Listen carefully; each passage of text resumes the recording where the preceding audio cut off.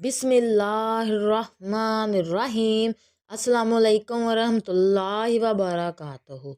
नाजरीन, आज का हमारा मौजू जिन्नात की मौत के बारे में है। जिन्नात की मौत कैसे वाक़या होती है? क्या इंसानों की तरह जिन्नात भी ज़िंदगी और मौत का जायका चखते हैं? क्या इन पर भी शरई अहकामात इसी तरह नाफिज होते हैं जैसे इंसानों पर नाफिज होते हैं? क्या बरोज़े मैशर जिन्नों को भी ज़िंदा किया जाएगा और इनका भी हिसाब लिया जाएगा? जिन्नात क्या खाते हैं? जिन्नात की कितनी इकसाम हैं? और जिन्नात कौन सी मुख्तलिफ शक्लों में पाए जाते हैं? नाजरीन, जिनका लगवी मानी है छुपी हुई मखलूक। इस्लामी अकीदे के मुताबिक ऐसी नज़र ना आने वाली मखलूक जिसकी तख्लीक आग से की गई हो, जबकि इंसानों को मट्टी से और मलाइका यानी फरिश्तों को नूर से पैदा किया गया। जिन्नों के मुतालिक ख्याल किया जाता है कि वो मुख्तलिफ किस्म के रूप बदलने की सलाहियत रखते हैं। कुरान व हदीस में जिन्नात का जिक्र मौजूद है। कुरान मजीद में जिन्नात के नाम पर एक पूरी सूरत जिन मौजूद है, जिसकी इब्तदा इस आयत से होती है कि जिन्नों ने रसूल अल्लाह सल्लल्लाहु अलैहि वसल्लम को कुरान पाक पढ़ते हुए सुना और इसे अजीबो गरीब पाया तो अपने साथियों को बताया और वो मुसलमान हो गए। लेकिन ये एक हकीकत है कि जिन्नात इस दुनिया में पाए जाते हैं और कुदरत ने उन्हें कई तरह की ताकतें अता कर रखी हैं। वो खाते पीते और ज़िंदगी गुजारते हैं। कुल नफ्स ज़ायक़ातुल मौत के मुताबिक मौत का जायका भी चखते हैं। इस हवाले से उलमा के दो इकवाल हैं। हज़रत हसन बसरी रहमतुल्लाह अलैह कहते हैं कि जिन्नात को मौत नहीं आती। इनके मुताबिक जिन्नात को भी इसी तरह मोहलत दे दी गई है जिस तरह इबलीस को दी गई है। इबलीस भी इन जिन्नात में से ही है, लिहाजा ये मरते नहीं हैं, लेकिन इनके पास इस बात की कोई दलील नहीं। नाजरीन, कुरान मजीद में अल्लाह रब्बुल इज़्ज़त ने जिन्नात की मौत का जिक्र किया है। जिन्नात को बाकायदा मौत आती है।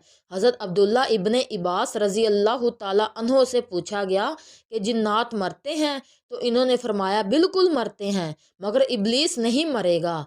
इसको अल्लाह ताला ने मोहलत दे रखी है, वो क़यामत तक ज़िंदा रहेगा। और फरमाया कि ये जब बूढ़ा हो जाता है तो फिर से जवान कर दिया जाता है। ये हमेशा 30 साल की उम्र का रहता है और बुढ़ापे के बाद हमेशा जवानी की जानिब लौट आता है। ये ज़िंदा रहेगा। और बाकी जो जिन्नात हैं इनको मौत हो जाती है। जहाँ तक जिन्नात की रूह कब्ज़ करने का सवाल है तो इस हवाले से इंसानों की तरह इनकी रूह कब्ज़ की जाती है।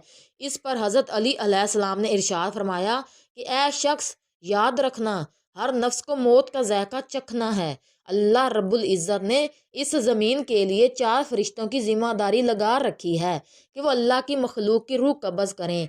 ये तमाम फरिश्ते हज़रत इज़राइल अलैहिस्सलाम के मातहत हैं। हज़रत अली अलैहिस्सलाम ने इरशाद फरमाया, जिन्नात की मौत का सबब इन 3 चीज़ों में पोशीदा है। नंबर 1 मट्टी, नंबर 2 बारिश और नंबर 3 शहद। जब जिन्नात की ज़िंदगी का ख़ात्मा होता है तो एक फ़रिश्ता जन्नत में मौजूद शहद की नहर से चंद कतरे शहद के उठाकर जिन्नात के माथे पर रख देते हैं और यूं जिन्नात तड़प जाते हैं। और फिर वो जिन जो अल्लाह के कवानीन को तस्लीम करते हैं, इनको वो शहद लुत्फ़ व सरूर अता करता है। और ऐसे जिन्नात जो शैतान के दोस्त बनकर इंसानियत को गुमराह करते हैं, मौत के वक्त वो कहते हैं कि हमने अपने आप पर बड़ा जुल्म किया है, हमने शैतान की बात मानकर अपने साथ बहुत बुरा किया। इस वक्त शैतान दूर खड़ा ये मंजर देख रहा होता है और हंस रहा होता है और यूं जिन्नात की रूह कब्ज़ होती है। नाजरीन, इससे ये बात साबित होती है कि जिन्नात के इंसानों की तरह मौत और ज़िंदगी के मामलात हैं और इंसानों की तरह जिन्नात को मौत और हयात है और इन पर भी शरई अहकामात लागू होते हैं।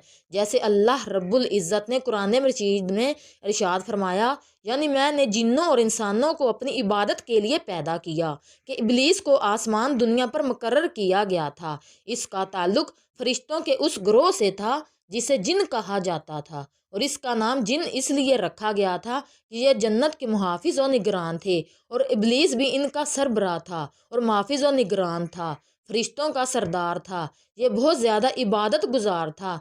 तारीख़ तबरी ने ये बात मौजूद है कि इस्लाम से पहले भी अरबों में जिन्नों के तज़किरे मौजूद थे। اس زمانے میں لوگ سفر کرتے وقت جب رات آ جاتی تھی تو اپنے آپ کو جنوں کے سردار کے سپرد کر کے سو جایا کرتے تھے۔ جنات نے دنیا میں فتنہ و فساد برپا کر رکھا تھا۔ قرآن مجید فرقان حمید میں حضرت سلیمان نبی علیہ السلام کے متعلق بیان کیا گیا ہے کہ ان کی حکومت جنوں پر بھی تھی۔ حضرت سلیمان علیہ السلام نے جو عبادت گاہیں یعنی ہیکل تعمیر کروائیں وہ جنوں سے ہی بنوائیں۔ اللہ رب العزت نے جنوں کی مختلف اقسام پیدا فرمائی ہیں جو اپنی شکلیں بدل سکتے ہیں، مثلا کتے اور سانپ۔ ناظرین، روایات میں آتا ہے کہ جنوں کی 3 قسمیں ہیں۔ ایک قسم کے پر ہیں اور ہواؤں میں اڑتے پھرتے ہیں، اور ایک قسم سانپ اور کتے ہیں، اور ایک قسم آباد ہونے والے اور کوچ کرنے والے ہیں۔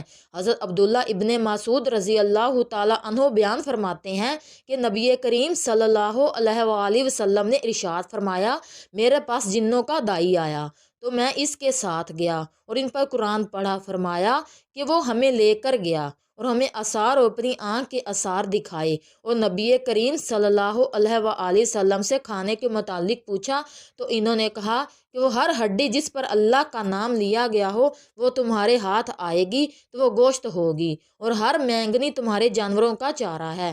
نبی کریم صلی اللہ علیہ وآلہ وسلم نے فرمایا کہ ان دونوں چیزوں سے استنجا نہ کرو کیونکہ یہ جنوں کا کھانا ہے۔ قیامت کے دن جنوں کا حساب کتاب بھی انسانوں کی طرح ہوگا۔ ناظرین، مجاہد رحمۃ اللہ علیہ نے اللہ رب العزت کے اس فرمان کے متعلق کہا ہے کہ یقیناً جنوں کو یہ معلوم ہے کہ وہ پیش کیے جائیں گے۔ قرآن میں جنوں کو مرنے کے بعد اٹھانے کی طرف متوجہ کیا گیا ہے جس سے ان کی بھی موت و حیات کا ثبوت ملتا ہے۔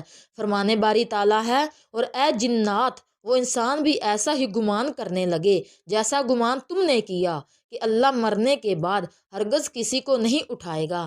ناظرین، اگر ہمارا یہ پیغام آپ کو اچھا لگا ہو تو ہمارے چینل کو سبسکرائب کریں اور لائک کریں۔ جزاک اللہ۔